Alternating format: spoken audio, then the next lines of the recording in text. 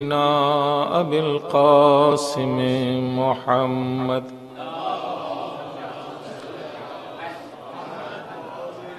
صلى الله عليه وعلى أهل بيته الطيبين الطاهرين المعصومين المنتجبين الأكرمين، لا سيما على بقية الله في الأرضين، ولعنة الله على أعدائهم من يوم ظلمهم إلى يوم الدين.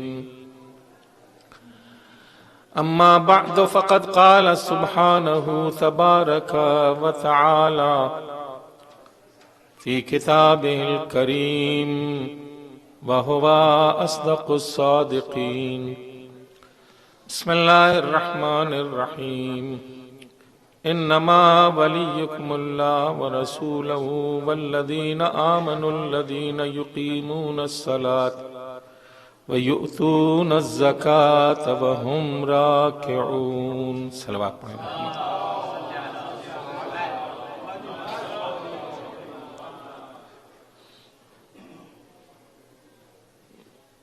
گفتگو کے آغاز سے پہلے میں درخواست کروں گا کہ آپ لوگ اور ذرا آگے آ کر کے بیٹھیں. میرے اور آپ کے درمیان جو فاصلہ ہے وہ ذرا کم ہو جائے. ایک مرتبہ صلوات پڑھیں اور آگے آ جائیں. اللہم صلی علی محمد وآل محمد وعجل فرجہ.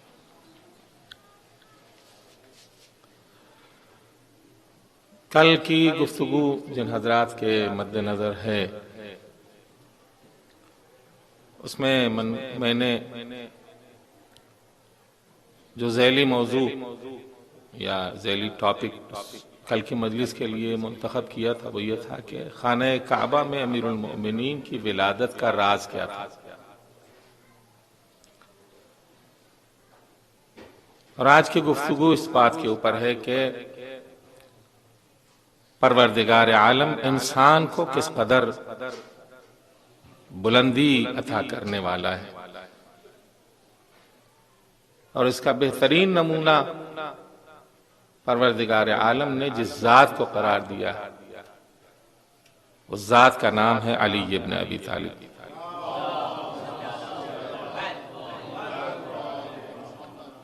دیکھیں، اس کو سمجھنے کے لیے ایک مقدمہ اس طرح کا مد نظر رکھنا ہوگا کہ امیر المؤمنین کی ذات انسانوں کی صف میں سب سے اعلیٰ ترین ذات ہے، اور پروردگار عالم نے انسانوں کی خلقت کا مقصد بندگی رکھا ہے. وما خلقت الجن والانس الا لیعبدون. ہم نے جن و انس کو نہیں پیدا کیا مگر اس لیے کہ وہ میری عبادت کریں. خدا کی عبادت اور بندگی انسان کو کمال عطا کرتی ہے، اسے عروج بخشتی ہے. جس قدر انسان کی بندگی خالص ہوگی اتنی اس کی روح بالیدہ ہوگی. جس قدر انسان کی بندگی محکم ہوگی اور جتنا انسان اپنے جسم کو خدا کی راہ میں تعب میں مبتلا کرے گا، اذیت میں مبتلا کرے گا، اس کی روح اتنی ہی بلند ہوتی جائے گی.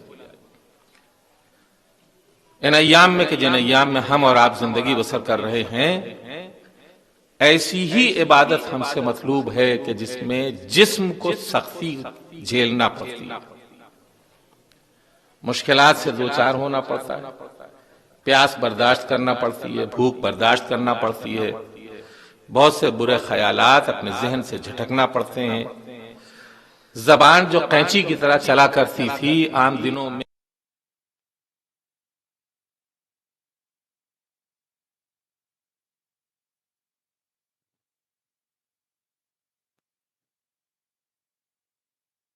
اپنے آپ کو گویا کانوں کو روکنا پڑتا ہے کہ کہیں ایسا نہ ہو کہ ہمارا روزہ خراب ہو، غیبت سنیں، किसी की तोहमत सुने या कोई लहव लईब की चीजें सुने जिससे रोजे के ऊपर असर पड़े। आंखों को कंट्रोल में रखना पड़ता है। बहुत सी ऐसी चीजें कि जिन्हें नहीं देखना चाहिए, उनसे अपनी आंखों को बचाना पड़ता है। गोया एक जिद्दोजहद है, जिहाद है मुसलसल के जो रोजे की शक्ल में हमारे लिए मुअय्यन किया गया है। यानी हर लम्हा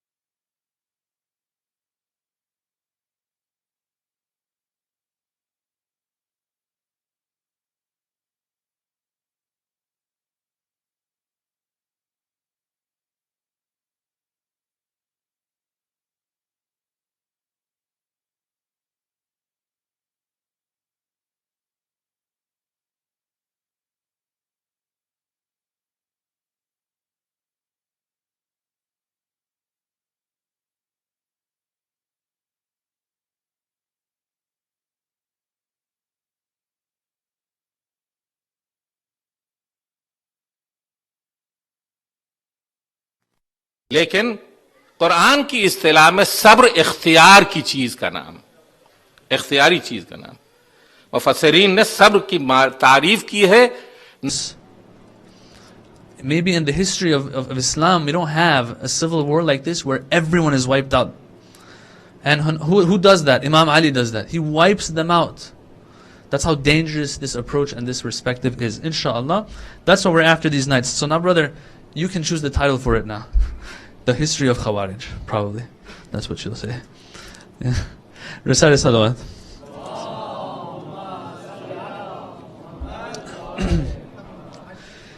Okay, to begin, to understand the Khawarij, so that when we understand who they were, where they came from, why they killed Imam Ali, then we understand why we weep for Imam Ali.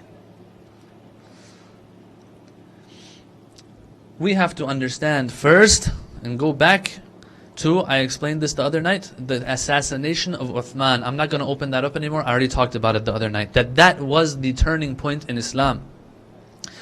Yes, the Shia believes Saqifa was one of those turning points. I explained this, but technically speaking, Imam Ali had said, not that he had actually said this, but this is what was going on. Imam Ali says, I got this. They took Khilafah, fine. I have a plan B, that I'll take care of the Muslim Ummah on the DL. Under the radar, I'm helping. And I will preserve Tawheed until I take over. But there was this major bump along the way, and that was the assassination of Uthman. The assassination of Uthman opened the door to lots of problems. Lots of problems. So the major turning point was the assassination of Uthman, brothers and sisters. I explained this the other day. And in no way am I undermining the tragedy of Saqifa and the tragedy of that dark Thursday that the Prophet passed away. Okay, so that is starting point number one. After this, you have opened a whole can of worms, Now people are using this as an excuse. Those who didn't could care less about Uthman. Now they are using Uthman as an excuse to go against their arch enemy, Imam Ali alayhi salam, because he is so firm and rigid and so strict when it comes to Islam and carrying out Islam. I think we're running out of room in the hall. Can we have the brothers and sisters move up a little bit? Recite salawat.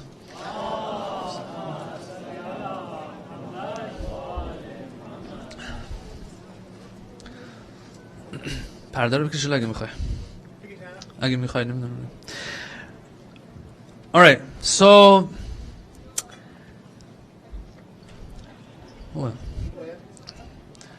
let's talk about, we talked about the Battle of Jamal last time, and I didn't want to open it up that much. We are moving on now to our agenda, brothers and sisters. The Battle of Siffin. We're talking about Khawarij here, but to understand Khawarij, we have to start from the assassination of Uthman. Then you have the Battle of Jamal, which opened the doors to the Battle of Siffin. Who is Muawiyah to stand up against Imam Ali? Look at the background of these two. Look at the reputation of these two. One is glowing, the other one is trying to glow. Yes, they try very hard to show that Muawiyah has a very glowing report card. Why? He is Khalul Mu'mineen. He's the uncle of the Mu'mineen. Well, that's not something you accomplish. That's something you're born into, my friend. Right? You can't say, oh my God, this guy is the best, man, because look, he's got green eyes, man. He had nothing to do with the green eyes, if green eyes are considered good these days. Yeah? Or look at you are so awesome because look, man, you have the best genes, not genes as in the ones you wear, genes as in, genes like, oh, you're tall, you're this physique, that, whatever. That's not something you praise someone for that they didn't even do anything for. Khalul Mu'mineen Muawiyah, he's the uncle of the Mu'mineen. Yes, brothers and sisters, we have an uncle that we had not heard of, and that is this person. Why? Because he's the brother of Habibah, the wife of the Prophet. Muawiyah is the brother of Habibah, the wife of the Prophet. So if the wives of the Prophets are Ummul Mu'mineen, then that makes their brothers our uncles, right? And then their grandfathers are grandfathers. And we all, of course, are the children of Adam at the end of the day, right? So this is one. Very trying to glow background. Trying to glow. Or he is Katibul Wahi, the one who wrote Wahi, which they say he was a scribe for the Prophet. He would write the Prophet's letters in those 2 or 3 years that he was Muslim by force. He would write those letters. But now he is known for this. Well, didn't the Prophet have other scribes and Kutab al-Wahi? Of course he did. But why is it that this is the only individual that is used with this title? Because it's a report card that is trying to glow. It's trying to glow. But there is no light. But now look at Imam Ali. So a Sahabi of the Prophet, with such a report card that like no one has compared to this. Can Muawiyah even think about going against Imam Ali? No, but the Battle of Jamal opened the doors to this. That you can go against a Sahabi. It's okay to fight a Sahabi of such caliber. You can. So Siffin happens. Why did Siffin happen? What was the reason for Siffin to happen? Without understanding Siffin, we won't understand Khawarij. At least the end of Siffin. Why did it happen? Well, because Muawiyah is the cousin of Uthman. Of course, distant cousin. And since Uthman is assassinated, we have to make sure that we retaliate. And we avenge his death. Whoever killed him has to pay a price. Has to die. Very well. Imam Ali has no problem with that. But, Ali, you have to, before getting bay'ah from me, Muawiyah, you have to hand over the killers. Imam Ali says, we don't even know who the killers are. It's going to take time for us to identify the killers. 6,000 people, they say, surrounded the palace of Uthman. Who knows who got in, who didn't get in, who took the spear, who's the one who actually directly was involved in killing Uthman. Till then, give me your bay'ah because I am unanimously voted by the Muslims. I am the Khalifa. Muawiyah says, no. I want to avenge my cousin. Retaliation. Qisas. Until then, I will not give you bay'ah. This is the part, brothers and sisters, the Shia, You have to understand, sometimes when we're asked, what are your reasons? Our reasons are here. Like, think about it, brothers and sisters. Why is it not okay to not give bay'ah to the first Khalifa, second Khalifa, third, but then all of a sudden, the fourth Khalifa, you can just, say, I don't want to give you bay'ah. Why? Because I'm a Sahabi too. I'm a companion of the Prophet too. This is where the Shia says we have to think a little bit more. At least even according to their standards, this is a problem. But yes, they will acknowledge that this is a problem. Am I talking too fast? I hope I'm not talking too fast. Alright, there's a lot to cover.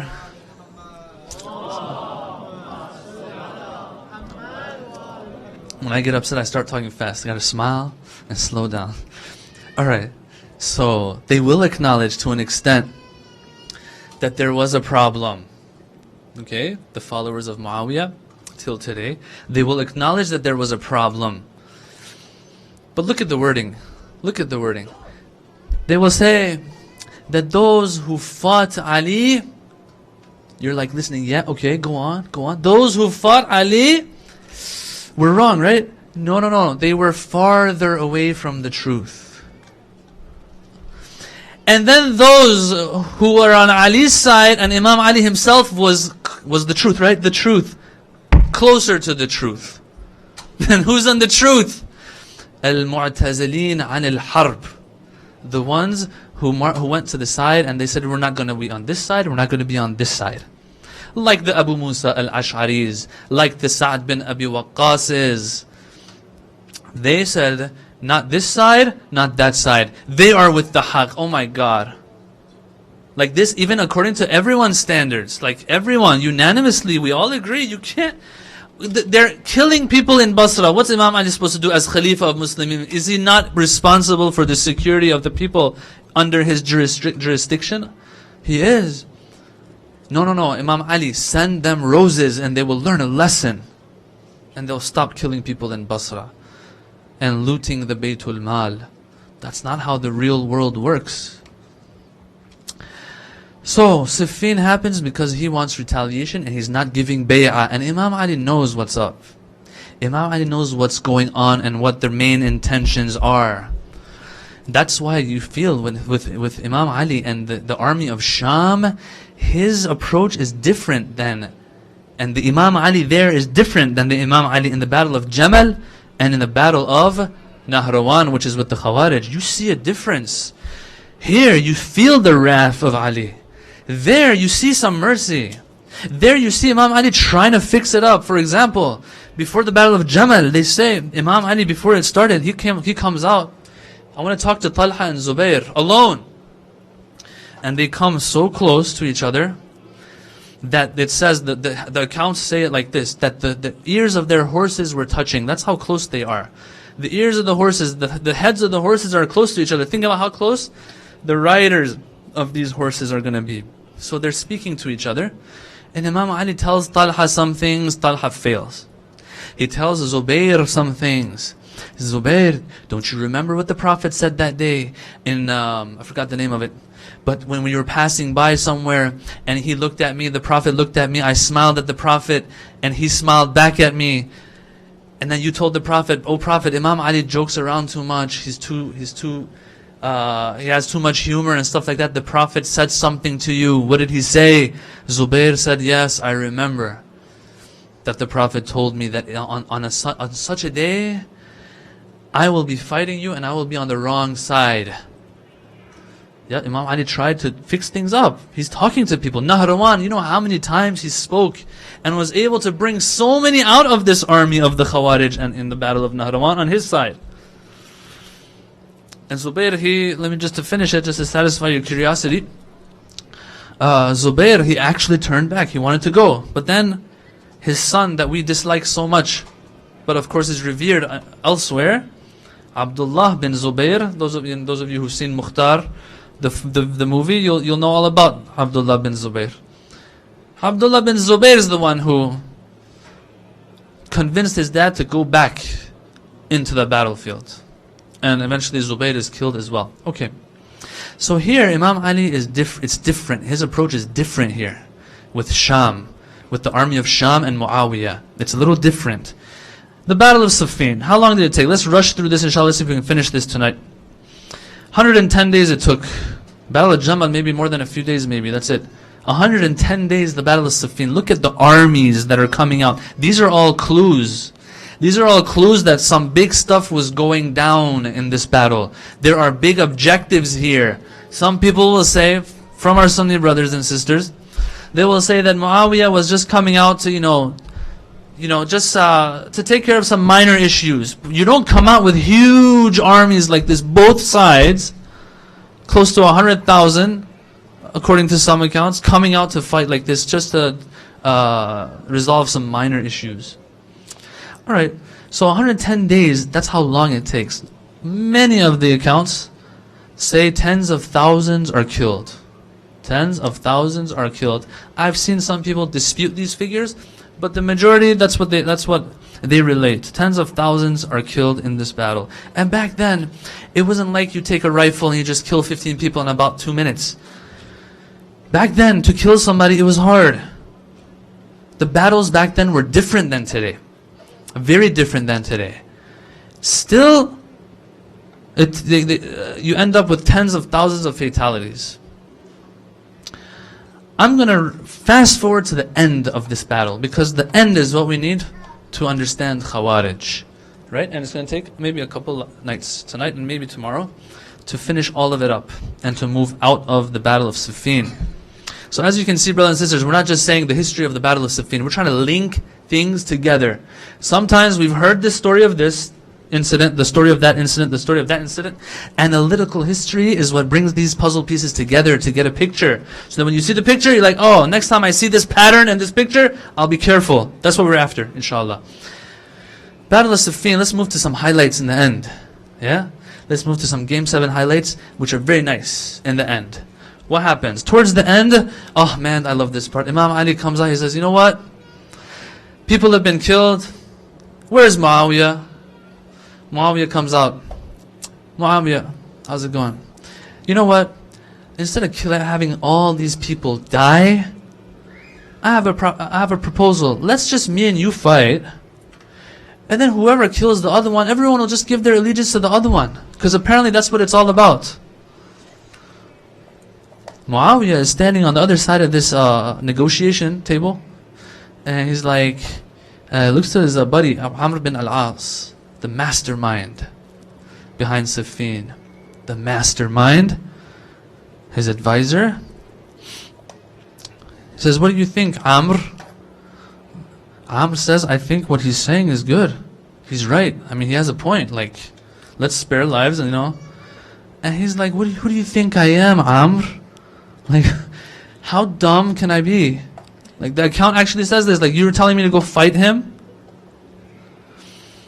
And Muawiyah makes the right decision. And he goes back. But Amr says, listen, this is going to be a dark spot on your reputation.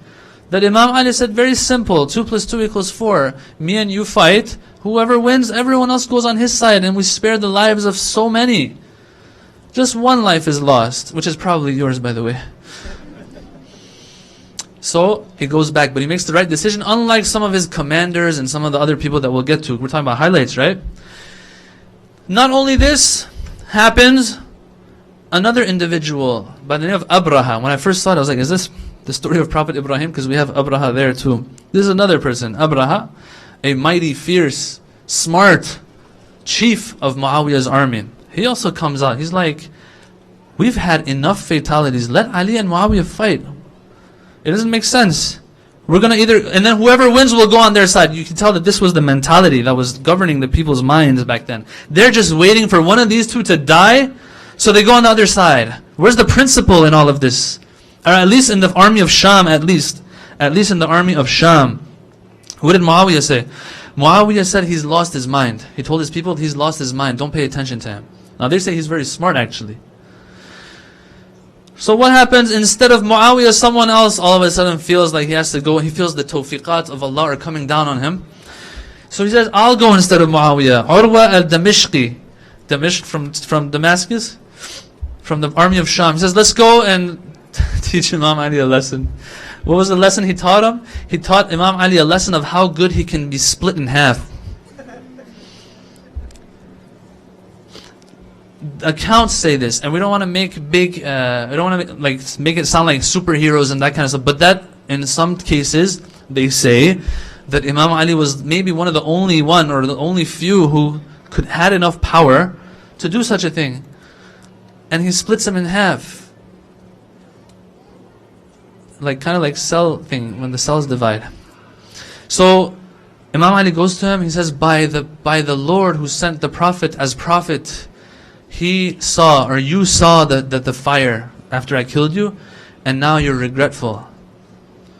But apparently, this Urwa, his relatives love him a lot, and they're going to miss him.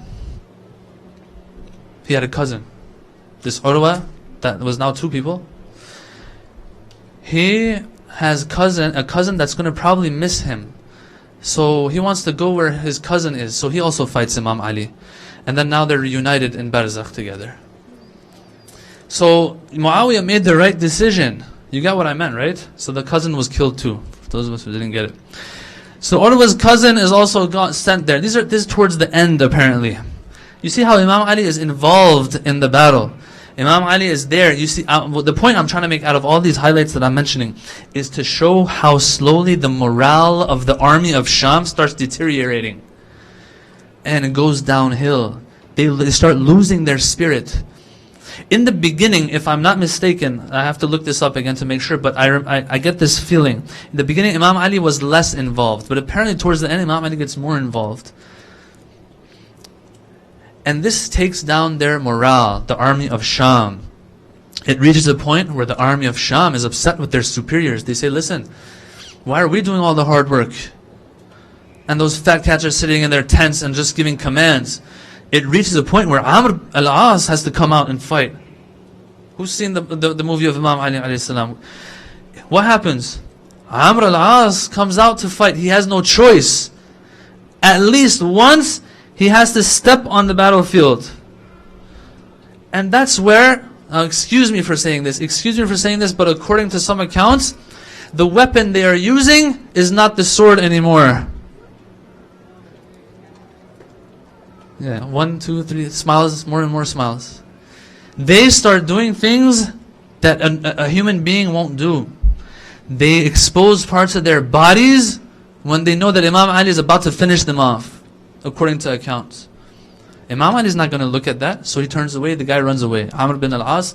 And then another one of Muawiyah's henchmen, by the name of Busr bin Artat, which we less hear of, but he's one of those villains as well. After Imam Ali, how many people he killed? Allahu Akbar. After Imam Ali becomes shaheed, God knows how much blood was shed. And I did make this point the other day, and I'll say it again. What a bad, na'udhu billah, and I'm just saying this rhetorically, what a bad prophet we had. If he had appointed someone after him, none of this bloodshed would have taken place. This is what the Shia says. Let's think about it. All of this bloodshed because the Prophet just felt like he doesn't need to appoint someone after him. All of this fighting, all of this bloodshed. Busr bin Artat, this person who's a superhero later and kills as he wills, here also he suffers from the same fate. Apparently he falls to the ground. Imam Ali wants to finish him. He also exposes his body, and Imam Ali has to look away, and he runs away. So this shows that, the morale is dropping. Even our big shots now are exposing their body as a weapon.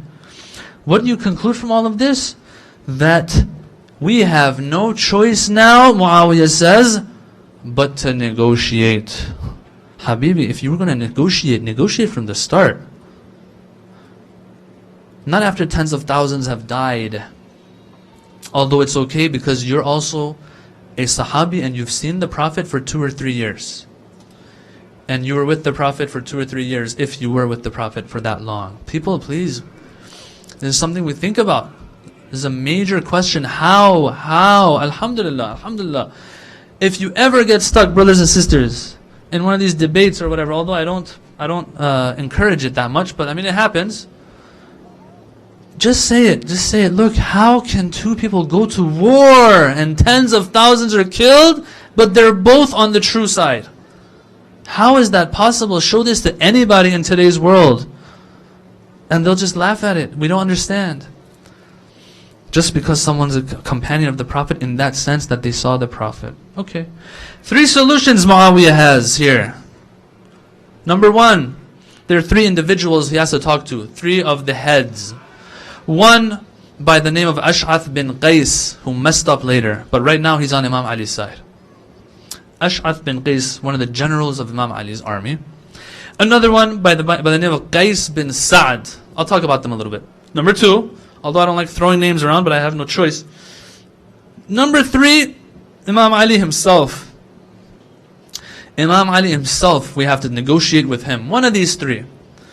Muawiyah is so good. Anyway, time to negotiate now. He sends his brother Utbah bin Abi Sufyan. He sends him to Ash'ath bin Qais. Who is Ash'ath bin Qais? They say he was one of the princes and then later maybe king of the Yemeni people. And everyone looks up to him, and even the Iraqi people look up to him. He's a great figure. So Utbah, who is a very nice articulate speaker, goes to him, and of course in the beginning first sugarcoat everything. And just make him feel good about himself. He tells Ash'ath, he says, Ash'ath. And yes, in the wars back then, this is how it was. They say, I want to talk to you. Okay, they go to the side. And they talk. Nowadays, you can't negotiate that much because of the bullets flying everywhere. But back then, there were ways of doing this. There were ways of keeping contact with the chiefs and generals of each army without others finding out. Sometimes even. Having people go on either side and do some damage from within and so on. Spies, all that kind of stuff. It was so much nicer. You can make a nice video game out of it. Back then, it was like that. Now, each person on each side, you just keep shooting. Okay. So he meets up with him. He tells him, you are the great figure of the Yemeni people. And you are also great in the Shia of Iraq. And you're the great general of the army. Okay, what do you want? Save the ones who are left. Save them from this battle. From both sides.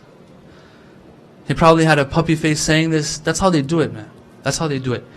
Please save the people. If Imam Ali was after saving people, he would have never fought. There's a principle here that overrides even the sanctity of the blood and lives of people. Yes? There's a principle here. And the ends with Ali don't justify the means, and that's why everyone hates him. And that's why the Prophet loves him. Spare the lives of the ones that are left. What does Ash'ath say in return? Ash'ath says, according to the accounts, he says, Ali is the great figure of Iraq and the Yemenis. Okay, at least you got that right. But let me tell you, he says, this need to protect the lives of those who remain is something that we both need. Don't think we don't need it either. And so Utbah, probably with a grin on his face, goes back to Muawiyah. And he tells Muawiyah says 3 words, قَدْ جَنَحَ لِلسِّلْمِ he gave in to peace. Of course we love peace. We're after peace, but if the peace of the people is compromised because of a group, a cult, then you have to get rid of them, or at least bring them onto your side. That's what Imam Ali is doing. So here, Muawiyah is happy that, okay, we've breached into Imam Ali's followers. We have something here we can work on. That's option number 1. Option number 2 was who? Qais bin Sa'd. Qais bin Sa'd. And I want you guys to remember this. When they say, oh, the Kufans, 2 points. 1, this is what is meant by the Kufans. That slowly, when the time was right, they left the Imam. Or else they were on his side. But when the time was right, they left him. In the worst of times, they left him. The same way they did with Imam Hussein. That's one point that I want to make. Another point is that let's us also be careful not to make such mistakes. You got to be solid till the end. You got to be solid to the end. Okay. Option number 2, Qais bin Sa'd. Who goes to him? Look at how people are selected here. A person by the name of Nu'man bin Bashir. Alright. Now I got to open this up a little bit. Qais bin Sa'd is a Sahabi. Nu'man bin Bashir is a Sahabi. You see how they send the Sahabi to a Sahabi. Okay. And they are both children of the Ansar, great Ansar. Who is Qais bin Sa'ad's father? His father is Sa'ad bin Ubadah. Sa'ad bin Ubadah is the guy who started Saqifa. He started Saqifa. Look at that. His son is on Imam Ali's side, but his father was the one who started Saqifa. The Ansar, they have someone by the name of Sa'ad as their leader. Everyone wants to give him bay'ah in Saqifa. And that's why Abu Bakr and Umar, they found out, according to the Sunni school, and that's why they left the bodies, the Prophet's body, to be buried and washed by Imam Ali and them, and left for the Saqifa, the area of Saqifa, so that they get in the way of the Ansar choosing someone as Khalifa. Shall I repeat? The Sunni school of thought, and our Sunni brothers and sisters, they believe, some of them, that Abu Bakr and Umar were outside the home of the Prophet when the Prophet passed away. News comes that a bunch of people of the Ansar, they have gathered in the Saqifa, and they are choosing a successor to the Prophet. So they rushed, they said, what are you talking about? Without Quraysh? The Prophet has said that my successors are going to be who? From Quraysh. Ansar aren't Quraysh. Abu Bakr is Quraysh. Umar is Quraysh. They rush. What about Ali? Ali has more important things to do. He has to take care of the Prophet's body and burial. Don't worry, we'll take care of it. They go and they get in the way of Sa'd bin Ubadah becoming Khalifatul Muslimin. Alright. But there's this other person by the name of Nu'man bin Bashir. His daddy, by the name of Bashir, is also in Saqifa. He's also in Saqifa. Who broke the consensus of the Ansar after Abu Bakr and Umar came to Saqifa, and their argument was convincing to those in Saqifa, and they said that the Prophet says that the A'imma have to be from Quraysh. They said, you're right. Then slowly the Ansar were still holding their ground, and they're saying, no, lana amir wa lakum amir. At least we have a Khalifa, you guys have a Khalifa. We're not going to give Khilafah to you. We're the Ansar. If it wasn't because of us, Islam wouldn't have survived. Here, when the Ansar slowly notice that Sa'ad bin Ubadah might become Khalifa, he has a cousin by the name of Bashir who is jealous of him. He rushes, when he sees that it's almost over, he rushes to Abu Bakr and gives him bay'ah. The first person to break the consensus of the Ansar was this Bashir. And that's where Sa'ad starts talking ill to him, and they start back and forth. And he says, we all know why you did what you did, and so on. So this is the background. This is one of them, his father, and the other one, that's his father. And it's interesting that this Sa'ad bin Ubadah has a son that's on Imam Ali's side in this battle. Okay, so they meet up now. Qais is a commander of Imam Ali's army, and very faithful and loyal. Nu'man bin Bashir comes, and he says, أخذت الحرب منا ومنكم ما رأيتم فاتقوا الله في البقية. As you can see, this battle has taken from us and from you lives. So let's have taqwallah in whatever remains of lives, and spare the lives of these people. What does Qais say? And this is the part I like. Let's go back to game 7. Talking about NBA, right? Rosters. Qais says, let's look at Imam Ali's roster. And let's look at Muawiyah's roster. And you tell me whose side is the haqq and whose side is batil, and where the principle lies. First of all, none of you are from Badriyun or Uhudiyun. That's a medal of honor, brothers and sisters. If you're a companion of the Prophet, that's a medal of honor itself. And then you have another one, if you're a Badri. You were with the Prophet in the battle of Badr. Of course, on the Prophet's side. Not like Muawiyah to be on the other side. Uhud, and also same thing. Uhud, those who were in the battle of Uhud, it shows that they go way back to the Prophet, to the beginning and advent of Islam. It's a medal of honor. Qais says, how many of these do you have? Oh, nothing. But look at Ali's side. I'll just read real quick. Some of these names you might have heard, some of them you might not. Imam Ali's quote-unquote roster. I don't like to call it that. Malik al-Ashtar, of course, but he's not one of the Sahabis, he's Tabi'een. Ammar al-Yasir, Ammar bin Yasir, oh my God. Like, this is enough. Ammar bin Yasir is enough. Just this one individual is enough. Especially since the Prophet said, whoever kills Ammar, you can always be sure that that's the one that's misguided and is baghiyah. Okay? So whoever said Ammar is on, that itself is enough. But anyway, he goes all the way back to the first shuhada of Islam. His parents were killed, right? Sumayya and Yasir alayhim ar-rahmah. Who else do we have? Hassan ibn Ali and Hussein ibn Ali on the Imam's side. These are the sons of the daughter of the Prophet. This itself is an honor. Imam Ali, he's not related to the Prophet like they are. Abdullah bin Abbas. I'm not going to explain anymore. Let's just go through it real quick. Hujr bin Adi. Abbas bin Ali. Muhammad bin Abi Bakr. Qais bin Sa'ad. Muhammad al-Hanafiya, the son of Imam Ali again. Abu Ayyub al-Ansari. What more could you ask for? Apparently it's not enough. Sahl bin Hanif and so on. The list goes on. I'm not going to read through it. Well, let's go Muawiyah now. Who does Muawiyah have on his side? Amr bin al-As. When did he become Muslim? Like the 8th year after Hijrah. Like, might as well just not become Muslim. Marwan bin Hakam. I'm not even going to talk about Marwan. Nu'man bin Bashir is the only Ansari, they say, that's on Muawiyah's side. Ubaidullah bin Umar, the son of Umar bin al-Khattab. Who else do we have here? Busr bin Artat and like a bunch of other losers that we don't even, that weren't Sahabis. At best, they were Tabi'een. At best, they were Tabi'een. At best. So even according to your standards, O Muawiyah, an army of Muawiyah, look what we have on each side. In the battle of Jamal, it might have been hard to identify the truth because we had heavyweights on both sides. But here, we have weights and no weights. It's very clear.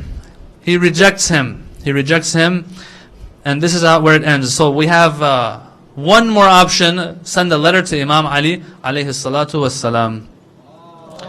How much time do I have? How much time do I have? All right. This letter, then we're going to have to probably leave it for tomorrow night. And the response Imam Ali gives. Have you ever noticed Nahj al-Balagha is a hard book?